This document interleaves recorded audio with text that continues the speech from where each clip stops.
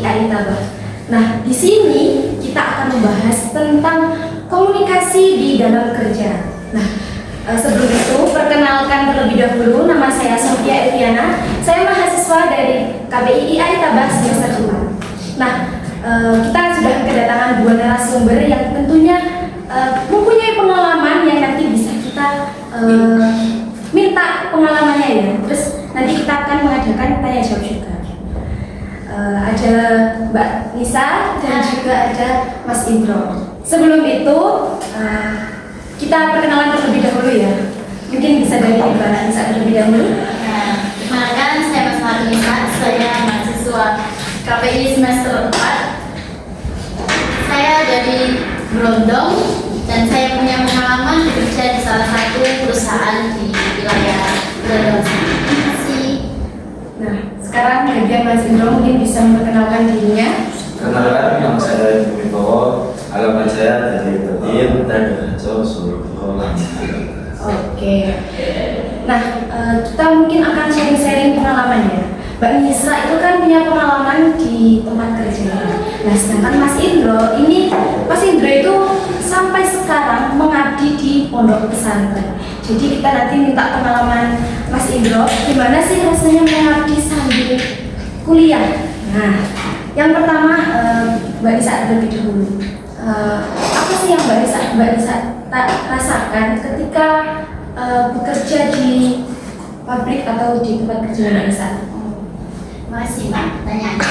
Tentunya yang saya rasakan pertama kali saya masuk ke dunia kerja itu, saya itu merasakan culture shock gitu loh Mbak. Secara saya kan tidak pernah ya bekerja di lingkungan seperti itu, lingkungan yang menurut saya hal itu baru gitu loh menurut saya.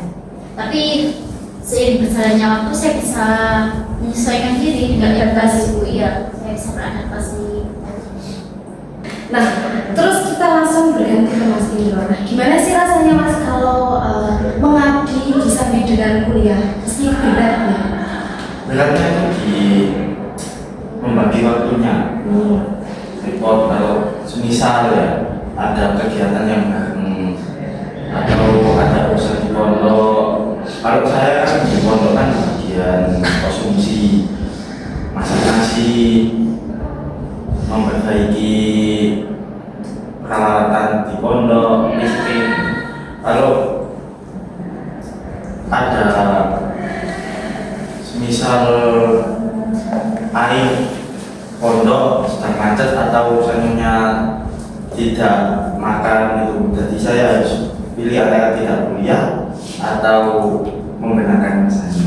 Berarti harus ada yang direlakan. Ya, dan direlakan. Terus mungkin bagaimana sih caranya Mas Indro untuk, kalau Mas Indro bisa membagi waktu antara di pondoknya dan kuliahnya itu, nah gimana caranya Mas Indro untuk membagi waktunya? Untuk membagi waktunya Ya gimana, maksudnya entah itu izin telat atau gimana itu, ya. tetap kuliah atau mungkin yang seperti Mas Indro tadi katakan memilih tidak kuliah dan lebih mementingkan pondok atau sebaliknya gitu. Dan lebih penting pondok ini. Kalau dari senior saya dulu kan pondok, lalu kuliah, misalnya ada acara-acara. Oke. Nah, kita beralih ke Mbak Nisa lagi. Kita kan mahasiswa KBI ya Mbak. Jelas tidak jauh-jauh dengan yang namanya komunikasi. Nah, gimana sih caranya Mbak Nisa untuk berkomunikasi dengan rekan-rekan kerjanya Mbak Nisa dulu? Sedangkan kan di tempat kerja itu kan tidak hanya 1 orang atau 2 orang saja, dan itu kan banyak ya, dari berbagai macam tempat dan juga perilakunya juga kan berbeda. Nah, bagaimana cara bisa berkomunikasi dengan mereka? Pertamanya sih saya itu agak kesulitan ya Mbak komunikasi dengan mereka, dengan latar belakang mereka yang berbeda-beda. Saya juga kesulitan kayak mengadaptasikan cara bicara saya dengan mereka. Tapi lama-kelamaan setelah saya lama-lama bergaul dengan mereka, saya itu bisa tahu, oh orang ini seperti ini, jadi saya harus menghadapinya seperti ini. Oh orang ini latar belakangnya begini, jadi cara saya berkomunikasi dengan dia harus seperti ini. Pernah ada mungkin dari cara Mbak Nisa ngomong atau perilaku Mbak Nisa yang membuat mereka tuh salah paham? Oh ya, Soalnya kan berbeda ya Mbak, antara Mbak Nisa dengan rekannya itu kan pasti berbeda. pasti pernah Mbak ya, orang kita bersama berhari-hari ya. Itu kadang itu kayak saya ingin menyampaikan apa gitu untuk mensortir, kayak kita kan di bagian sortir bareng ya di situ. Kayak saya mau instruksi ini loh sortiran, tapi cara mereka berkomunikasi itu menurut mereka biasa, tapi mungkin saya lagi yang belum bisa beradaptasi dengan cara mereka berbicara ya. Itu saya itu sakit hati gitu. Kok bicaranya gitu? Kan bisa toh biasa aja, tapi ternyata mereka itu biasa aja, cuma salah saya menangkap aja ya, terlalu over.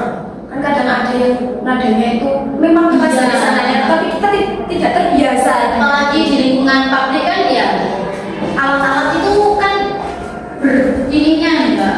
Ya, keras dia. Iya, jadi kalau bahasa mungkin saya yang beradaptasi, tapi lama-lama saya memang saya Nah, kita tanya ke Mas Indro. Nah, Mas Indro gimana sih cara Mas Indro berkomunikasi dengan rekannya Mas Indro? Mas Indro kan nggak sendirian dong.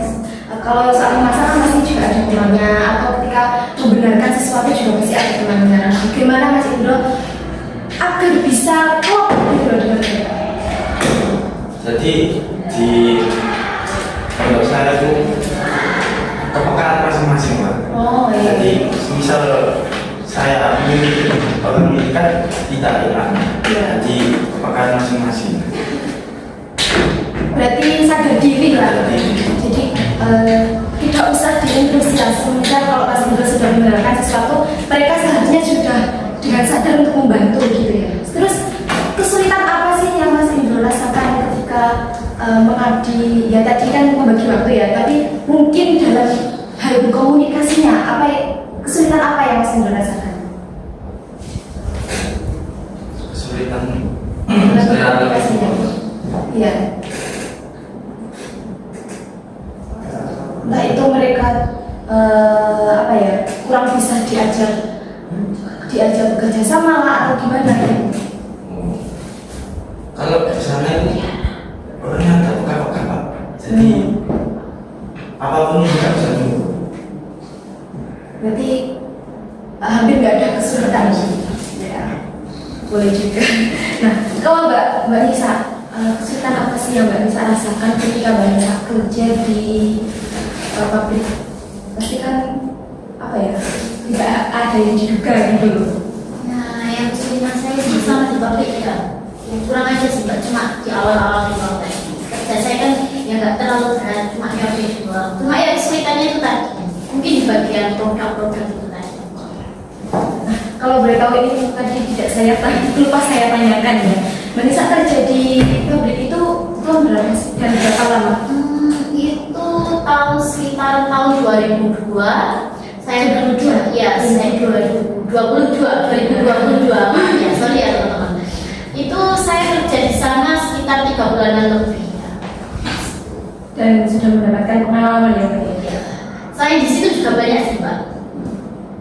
Teman Teman ya masih sampai sekarang, sampai jadi saudara juga, saudara inilah seperjuangan lah. Tidak sejarah. Iya. Nah, kalau Mas Indro, sejak kapan sih Mas Indro menjadi seorang yang berfokus di dapur atau berfokus untuk membenarkan sesuatu gitu? Sejak saya lulus ya Pak. Sejak lulus sampai sekarang Sampai sekarang. masih aktif ya, masih sangat dibutuhkan lah. Nah, sangat seru ya pengalaman mereka berdua ini. Mungkin bisa, kalau ada yang positifnya bisa diambil. Nah, itu saja mungkin dari kami. Kalau ada kurang lebihnya, saya mohon maaf yang sebesar-besarnya. Saya Mbak Nisa dan Mas Indro pamit undur diri. See you and goodbye. Assalamualaikum warahmatullahi wabarakatuh.